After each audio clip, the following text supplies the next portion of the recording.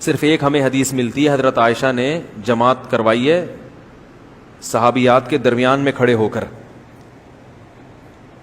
لیکن حضرت عائشہ کے بعد کسی نے یہ عمل نہ کسی صحابیہ نے کیا، نہ صحابہ نے، نہ اسلاف نے، نہ تابعین نے، نہ حضرت عائشہ نے دوبارہ کیا. تو اس سے علماء کہتے ہیں کہ نماز ہو تو جائے گی مگر یہ عمل پسندیدہ نہیں ہے، کیونکہ کہیں بھی نہیں ملتا کہ ایسا ہو. اگر یہ جائز ہوتا، اچھا عمل ہوتا، باعث ثواب ہوتا تو یہ امت میں چلا آتا. تو ابتدائی اسلام میں کچھ کام ایسے ہوئے ہیں جو بعد میں منسوخ ہو گئے. تو حرام ناجائز نہیں کہتے مگر مکروہ تنزیہی ہے، ناپسندیدہ ہے، اس کو پروموٹ نہیں کرنا چاہیے.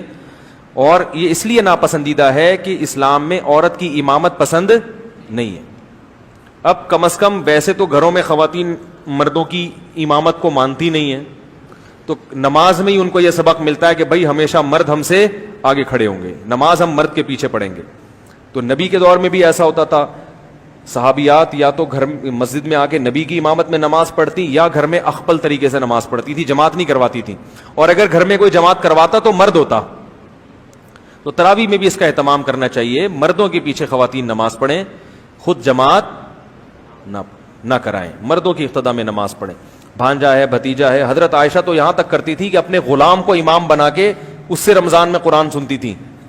حالانکہ غلام تو بالکل ایک خادم ہوتا ہے، لیکن چونکہ مرد ہے تو غلام کا مقام تو کم ہے نا. حضرت عائشہ کا مقام تو ویسے بھی زیادہ ہے کیونکہ وہ ام المومنین ہیں، وہ ماں ہیں اور نبی کی سب سے جو ہے نا چہیتی بیوی ہیں. اس کے باوجود ایک غلام کو آگے کر کے اس سے نماز پڑھوائیں گے، تم امامت کرو اور ہم تمہارے پیچھے نماز پڑھیں گے. تو اس میں اللہ نے مردوں کو فضیلت دی ہے کہ وہ امامت ہو. تبلیغ میں دیکھ لو، خواتین کی جماعت جب نکلتی ہے تو ان کا امیر بھی مرد ہی ہوتا ہے، حالانکہ وہ پردے میں ہوتا ہے، اس کو بات کرنے کی اجازت نہیں ہوتی خاتون سے، لیکن الگ سے خاتون میں کوئی امیر نہیں بنایا جاتا. تو یہ وہ شریعت کے مزاج کی رعایت کرنے کی وجہ سے. تو اس لیے جو ہے اس میں بھی اس کا خیال کیا کریں کہ جو حافظ خواتین ہیں وہ ویسے ہی دہرا لیں اپنا قرآن، یا اکیلے پڑھیں. تراویح جماعت کرنے کی کیا ضرورت ہے ان کو، تراویح اکیلے پڑھیں، وہ اپنے اخپل طریقے سے